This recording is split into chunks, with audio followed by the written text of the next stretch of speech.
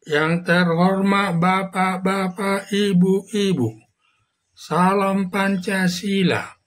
Pada hari Rabu tanggal 28 Agustus tahun 2024, saya akan mengomentari Kaisang Pangarap dengan istrinya Erina Gudono ke Amerika naik pesawat jet pribadi, sewanya mencapai 8,6 miliar. Kaisang Pangarap bersama istrinya Erina Gudono ke Amerika Serikat naik pesawat jet pribadi, biaya sewanya saja mencapai 8,6 miliar. Setelah sampai di Amerika, membeli makanan kue harganya mencapai 400.000 dan belanja barang lainnya. Selama dalam perjalanan tersebut, kehidupannya sangat mewah. Tujuan ke Amerika Serikat berdasarkan informasi akan melahirkan istrinya Erina Gudono atau mau melanjutkan kuliah di Amerika Serikat. Demikianlah kalau sudah banyak uangnya yang bukan hasil dari keringatnya pelayanan rumah sakit dan pendidikan dalam negeri, tidak ada artinya, dianggap tidak berkualitas. Kemewahan tersebut apa karena anak Presiden Joko Widodo yang banyak uangnya? Tidak merupakan masalah. Ada dugaan biaya ke Amerika Serikat tersebut ada kaitannya dengan perbuatan korupsi terkait tambang timah tersebut, karena beritanya sudah marak di tengah-tengah masyarakat berdasarkan informasi dari Kejaksaan Agung. Apa ada yang bayarin dari salah satu pengusaha kaya dari Indonesia dengan harapan mendapat kemudahan dalam mengelola usahanya atas pengaruh orang tuanya Presiden Joko Widodo selaku penguasa tertinggi di negara ini. Kalau benar uang jalan-jalan ke Amerika Serikat tersebut dari Presiden Joko Widodo, tidak masalah asal sumbernya dari hasil gajinya sebagai Presiden Joko Widodo. Tetapi kalau dari uang hasil korupsi, dapat berurusan dengan Komisi Pemberantasan Korupsi. Tetapi kalau uang untuk biaya jalan-jalan ke Amerika Serikat hasil perbuatan korupsi dari hasil tambang timah, jelas masuk perbuatan korupsi yang merugikan keuangan negara, melanggar pasal 2 Undang-Undang Nomor 19 tahun 2019 tentang pemberantasan tindak pidana korupsi. Ancaman hukumannya yaitu hukuman mati, hukuman seumur hidup, hukuman badan maksimal 20 tahun. Tetapi mengenai berat ringannya hukuman kepada seseorang yang melakukan korupsi tergantung pertimbangan hakim. Bila pertimbangan hakim banyak alasan memberatkannya, dapat dihukum seumur hidup. Tetapi bila pertimbangan hakim banyak alasan yang meringankan, hakim dapat menjatuhkan hukuman selama 15 tahun sesuai perbuatannya. Walaupun ancaman hukuman perbuatan korupsi sangat berat, Kaisang Pangarap tidak takut memperlihatkan cara hidup. Memangnya berkunjung ke Amerika Serikat dengan foya-foya, menghabiskan biaya hampir 9 miliar, tidak takut menunjukkan kemewahannya tersebut kepada masyarakat umum. Padahal ancaman hukumannya sangat berat.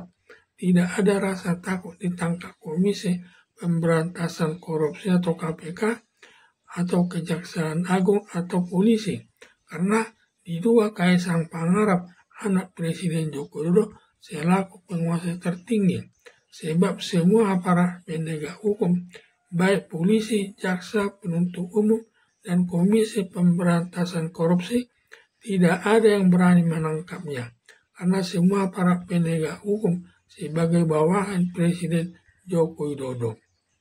Karena Presiden Joko Widodo tidak peduli semua aturan hukum itu, sudah tidak berfungsi semua, sudah disalahgunakan Presiden Joko Widodo, bahkan tidak segan-segan menginjak-injak hukum tersebut, seperti Presiden Joko Widodo dapat mengendalikan Anwar Usman selaku Ketua Mahkamah Konstitusi, mengeluarkan putusan nomor 90 tahun 2023 menjadikan Gibran Rakabuming memenuhi syarat sebagai calon wakil presiden, padahal syarat calon wakil presiden berumur minimal 40 tahun, padahal Gibran Rakabuming baru berumur 35 tahun yang melanggar aturan hukum. Maka semuanya itu dapat dikendalikan Presiden Joko Widodo.